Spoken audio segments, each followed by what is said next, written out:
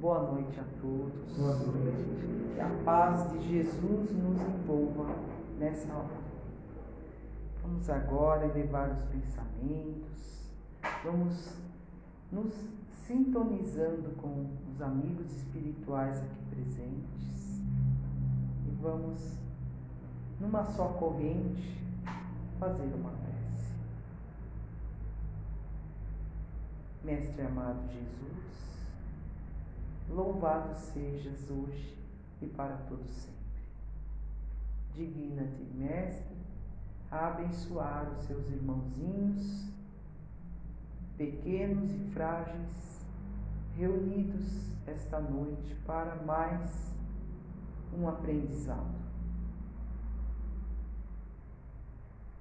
Ilumina, Mestre, o nosso coração, a nossa mente, para uma melhor compreensão das lições de hoje.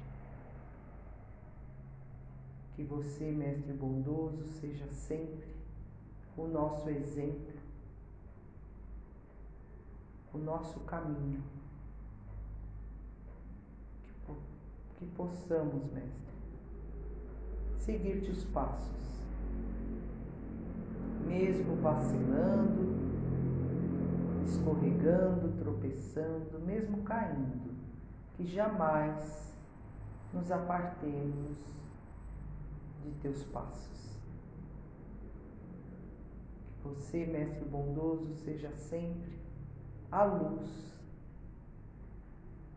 nos nossos caminhos terrenos. Que a sua mão amiga esteja sempre segurando firmemente a nossa. Nós pedimos, Jesus, que abençoe o nosso propósito do aprendizado de hoje. Guarda-nos, Mestre, junto ao teu coração, hoje e sempre. Que assim seja, graças a Deus. Bem, o nosso tema de hoje é: Vós sois a luz do mundo. Narra Mateus em seu Evangelho que no Sermão da Montanha, logo após Jesus dizer à multidão que eles eram o sal da terra, ele completa dizendo: Vós sois a luz do mundo.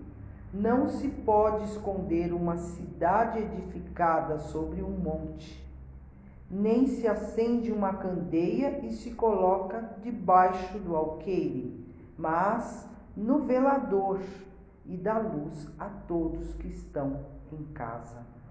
Assim, brilhe a vossa luz diante dos homens, para que vejam as vossas boas obras e glorifiquem a vosso Pai que está nos céus. Olha a nossa responsabilidade, né? Jesus diz que todos os seus seguidores são luz no mundo. Cada criatura na terra é uma centelha divina, criada por Deus, a fim de cumprir o seu papel na criação, porque o Pai quer a nossa participação na criação. Então ele nos criou já com essa centelha divina. É que ela está escondida lá no nosso fundo, no fundo do nosso espírito, né? Está lá encoberta pelas nossas imperfeições, pelos nossos vícios. Por isso Jesus diz para a gente: brilhe a vossa luz, né? Para a gente buscar essa luz. Ela está lá, ela existe, ela já está em nós, não é mesmo? Há um sol brilhando dentro de cada um de nós. E este sol é a presença de Jesus em nós. É a presença de Deus em nós. Por isso ele disse: vós sois deuses. Que somos filhos de Deus. Então somos deusezinhos, né? Emmanuel diz: em todo homem repousa a partícula da divindade, com a qual pode a criatura participar dos poderes da criação. Em todo espírito está o gene da divindade. Deus está em nós, tanto quanto nós estamos em Deus. Olha só. Veja que ele diz que nós temos poderes, né? Jesus, dizendo que somos luz do mundo, ele deixa claro que nós temos potencialidades, que nós temos dons sagrados, que nós temos poderes. Por isso que ele disse: o que eu faço, vós podeis fazer também, e até mais. Porque nós temos essa centelha divina em nós. Então nós temos poderes, só que nós não sabemos ainda, né? Não conseguimos ainda achá-los.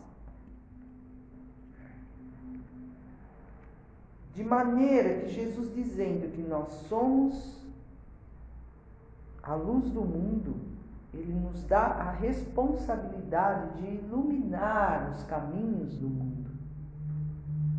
Olha a responsabilidade do cristão, né? Ele tem que dar sabor, porque ele é o sal da terra. E ele tem que iluminar os caminhos do mundo, porque os caminhos do mundo muitas vezes têm sombras, tem treva, tem escuridão, né?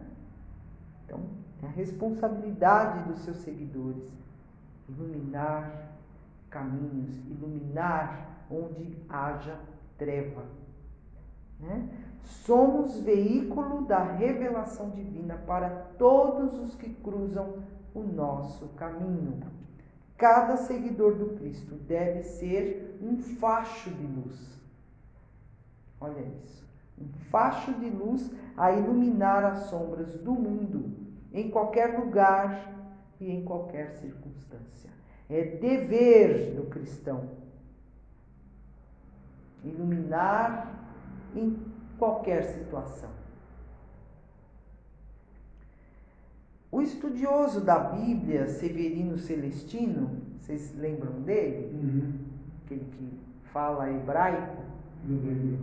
Ele narrou um episódio que aconteceu com ele. Ele disse assim, que ele embarcou num avião pequeno, né, um avião para 25 passageiros, aqui no aeroporto de Congonhas, em São Paulo, né, com destino a Curitiba, no Paraná, onde ele iria participar de um evento. Estava garoando em São Paulo, né, para variar, que eles falam que São Paulo é a terra da garoa, então estava garoando, mas o avião decolou sem nenhum problema. Porém, quando a aeronave atingiu a altura acima das nuvens, ele subitamente virou de ponta cabeça. O avião virou de ponta cabeça e começou a cair como uma pedra, né? Cair verticalmente. Ele falou que foi uma sensação horrível, que ele sentiu o estômago dele nas amígdalas. Foi horrível, mas durou pouco, foi rápido esse episódio, não é? Foi tudo muito rápido, né? E depois do susto, porque todo mundo ficou em pânico, depois do susto, o piloto veio explicar o que foi que aconteceu. Ele disse que se não tivesse feito aquela manobra rápida, o avião teria se chocado com um Boeing 727 que estava vindo na direção deles. Então ele teve que fazer ele fez uma manobra rápida e não aconteceu nada. Depois que o piloto explicou o que foi que aconteceu, ao invés dos passageiros ficarem tranquilos, não, ficaram mais apavorados ainda e começou um vozerio e um chorava, outro gritava e ficou aquela confusão e ainda foi uma mulher que falou, isso foi um sonho que eu tive, aí que foi o apavoramento foi geral, o pânico foi geral, ficou aquela confusão horrível dentro do avião, aquele caos, e um rapaz calmamente se levantou e falou, minha gente, o momento não é para desespero, o momento é de agradecimento a Deus. Está tudo bem, ninguém se machucou, ninguém se feriu, já passou, o perigo já passou, saiu todo mundo ileso, então vamos agradecer a Deus, o momento é de agradecimento. E aí a confusão parou, todo mundo se acalmou, parou o choro, parou a gritaria, todo mundo se acalmou e ficaram quietos e a viagem transcorreu até o final tranquilo. Esse rapaz fez a sua luz brilhar ali, porque com a calma dele, com a sua lucidez, de chamar eles à razão, que não era momento para estar em pânico, o perigo já havia passado, era momento de agradecer a Deus pelo livramento, não é? Que saiu todo mundo bem, foi só um susto. Então chamou eles à razão. Olha aí, ele fez o quê? Ele fez com que a luz dele brilhasse ali naquele momento de pânico, que era um momento de sombra, e a luz eliminou as trevas ali. Isto é o dever do cristão, fazer a diferença no mundo, em qualquer momento, qualquer situação. Mostrar que veio. Eu vim para fazer a diferença. Eu vim para trazer um pouquinho da luz de Deus, um pouquinho da luz do Cristo para o meu semelhante. No momento que ele está em treva, no momento que ele está na sombra, que ele precisa.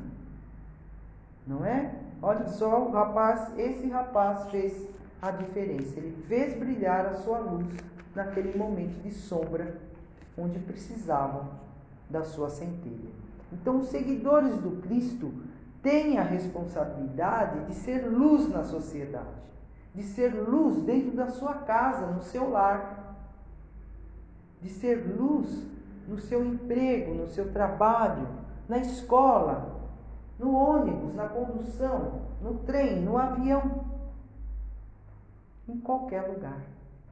É a obrigação do cristão, porque ele já tem um entendimento, ele já tem um pouquinho de luz.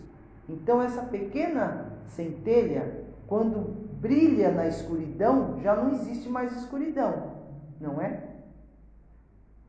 Então é o dever, a missão, o dever do cristão é brilhar, é fazer luz. Luz no mundo. Porque essa luz vai melhorar as pessoas e, consequentemente, o mundo. Porque o mundo melhor só vai existir quando as pessoas forem melhores. Não existe mágica, né? Brilhe a vossa luz diante dos homens. Ou seja, dê o seu exemplo. É com as suas boas obras que você vai dar um bom exemplo. Não é fato? Não adianta conhecimento sem ação. É preciso a ação no bem. Então, o exercício do bem é que vai fazer brilhar a nossa luz. O cristão será conhecido pelas suas obras. Não é verdade? Não adianta eu me auto-intitular cristã quando os meus atos desmentem isso, né? Então é pelas as suas ações que você vai dizer se realmente é cristão. Nossas obras falam do que há no nosso coração. Ninguém pode dar aquilo que ainda não tem. Não é fato? Então, é do nosso coração que saem as nossas boas ações.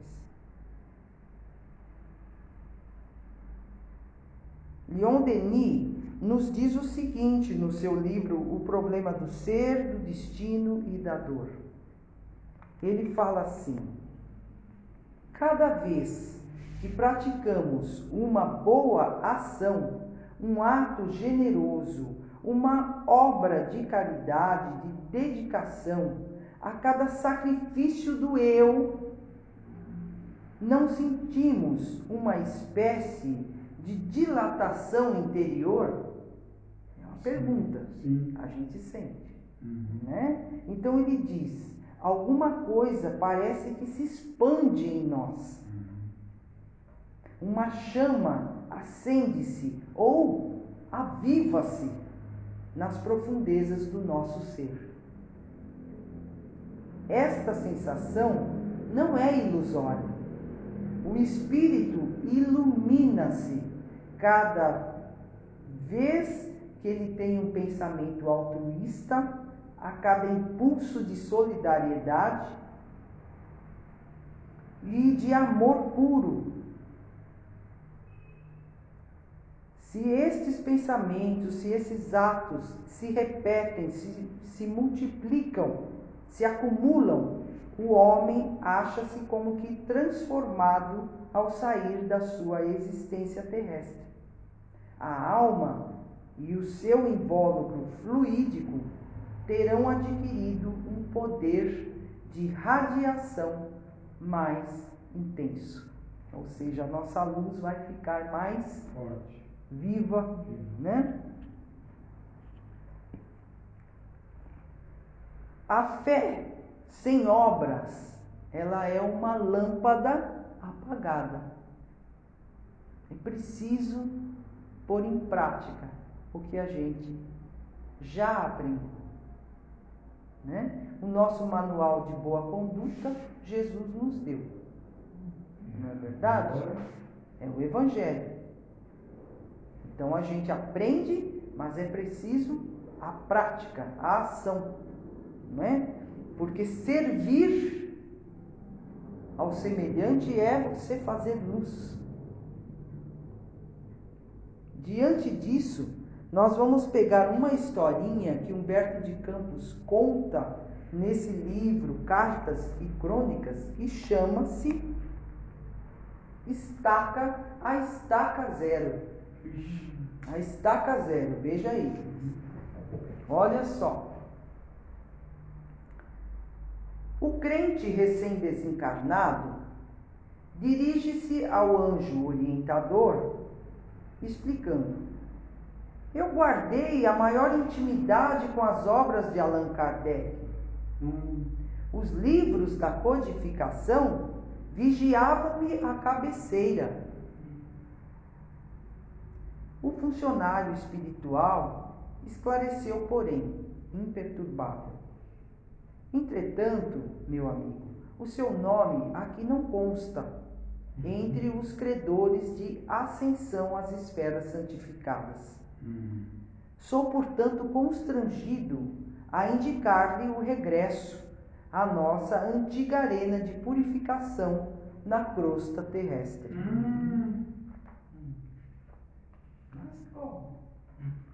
O rapaz suspirou, evidentemente desiludido, e falou: ora, talvez não me tenha feito compreender. Eu fui espírita convicto. Desde muito cedo eu abracei os princípios da doutrina, não só das obras de Allan Kardec, mas também de Gabriel Delane, Ernesto Bolzano, né? Flammarion, Também. tive até a honra de assistir às sessões presididas por Bezerra de Menezes quando eu era jovem. Ante o silêncio do servidor celeste, o precioso estudante fez pequeno intervalo e continuou. Com bagagem tão grande como esta, eu acredito que a minha posição deva ser reconhecida. Olha. Sim, o anjo falou. Sim, o seu cuidado na aquisição do conhecimento é manifesto. Traz consigo um cérebro vigoroso e bem suprido, primorosa leitura e teorias excelentes. Isso. E não me supõe, então, capacitado para fazer a travessia? Não. O anjo, então, falou para ele calmamente. Infelizmente, não. As suas vibrações se inclinam para baixo. E você não se mostra preparado a viver em atmosfera mais sutil que a da carne terrestre. Longe de penetrar o verdadeiro sentido das palavras, o crente aduziu. Mas espera aí, e a Bíblia? E a Bíblia? Eu fui de Moisés ao Apocalipse. Efetuei reflexões incessantes. E não se passou um dia da minha existência em que eu não meditasse na grandeza de Jesus e na sublimidade dos seus ensinamentos. Não julga que a minha fidelidade às letras sagradas seja um passaporte justo para a tal subida? Olha. O anjo respondeu a ele calmamente. Indubitavelmente, a sua conceituação está repleta de imagens ilustrativas.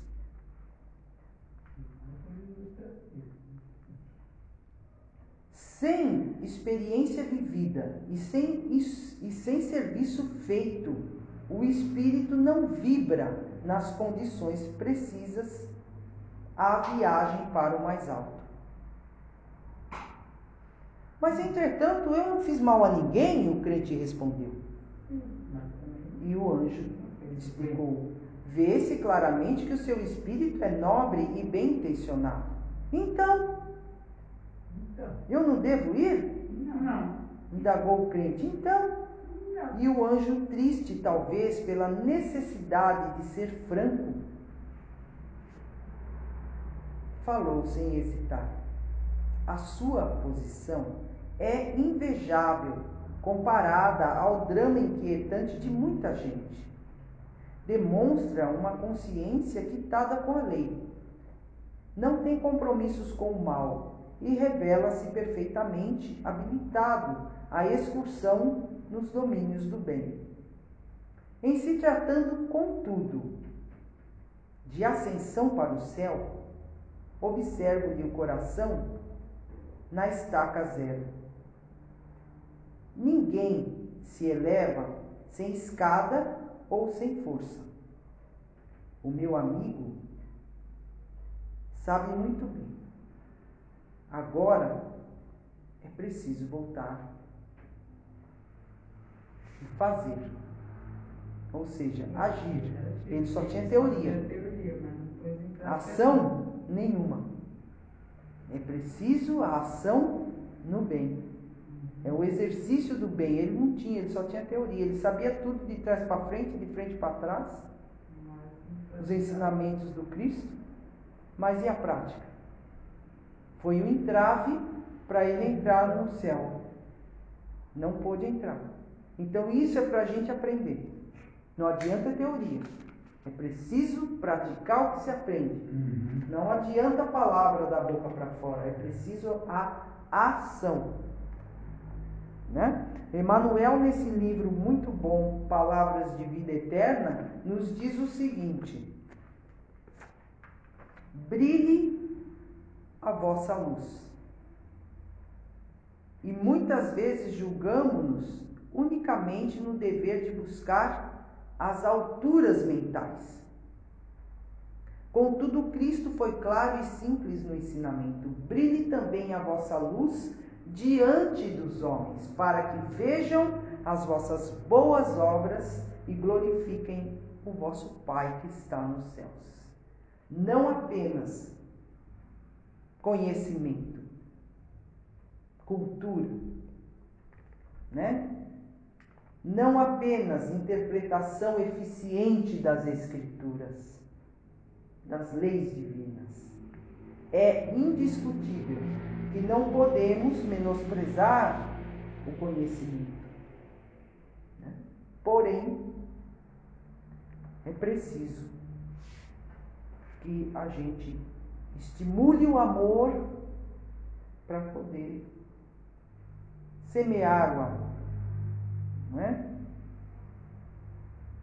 Cabe-nos a honrar o Senhor com a referência. Convida-nos o Senhor no exercício constante das boas obras, seja aonde for, pois somente o coração tem o poder de tocar o coração.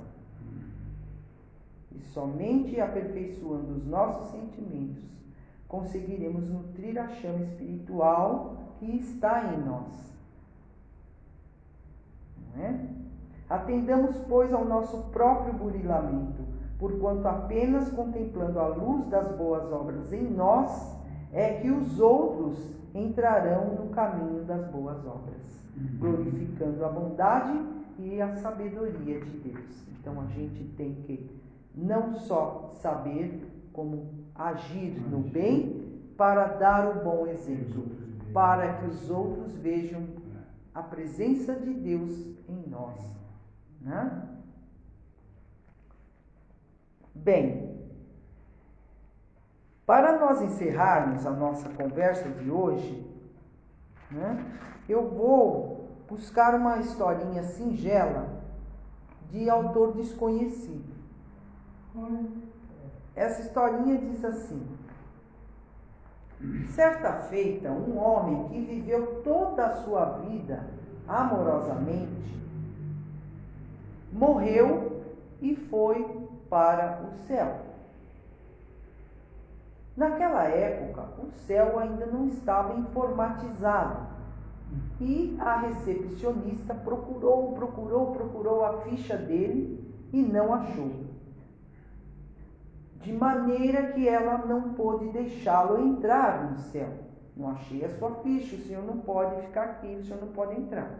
Então, eu oriento o senhor a ir ao inferno. O homem, então, se retirou e foi para o inferno. Lá no inferno não havia exigências nenhuma. Não tinha ninguém na portaria, não precisava de ficha, não precisava de crachá, não tinha exigência nenhuma. Quem quisesse entrar era bem-vindo e podia entrar. Não precisava de convite. Então, o homem entrou e foi ficando. Alguns dias depois, chega Lúcifer furioso nas portas do céu para tomar satisfações com São Pedro. Isso que você está fazendo, Pedro, é puro terrorismo. Sem saber o motivo de tanta raiva, São Pedro pergunta: mas espera lá, do que se trata? Lúcifer, transtornado, responde: você mandou aquele sujeito certinho para o inferno e ele está me desmoralizando. Ele chegou lá, começou a conversar com as pessoas, escutava um, ouvia o outro, olhava as pessoas nos olhos. E agora está todo mundo mudado. Não tem mais briga, gritaria, discussão. Está todo mundo dialogando, se abraçando, se beijando. Não tem mais discórdia, nem palavrões. Agora é um tal de tudo paz e amor. No inferno não é lugar disso, Pedro. Por favor. Tira aquele sujeito de lá. Traga ele para cá. Então a historinha é essa. O verdadeiro cristão, até no inferno ele faz brilhar a luz dele. Né? Então, pela força do exemplo, o cristão, até no inferno, ele modifica o ambiente. Pela força do exemplo dele. O rapaz certinho chegou lá, arrumou ele, né? Então, moral da história: viva com amor no coração, faça brilhar a sua luz, porque se por engano você for parar no inferno, o próprio Lúcifer te levará de volta para o paraíso. Tá certo? Então, fica aí para a nossa reflexão, né? Busquemos manifestar a nossa luz, não é? A todos, através das palavras, do sorriso, dos nossos atos, dos nossos eventos. Não é verdade? Que a nossa existência seja a candeia viva que Jesus falou, né? Que traz luz ao mundo. Então, muita paz a todos. Amém. Amém. Muito bem.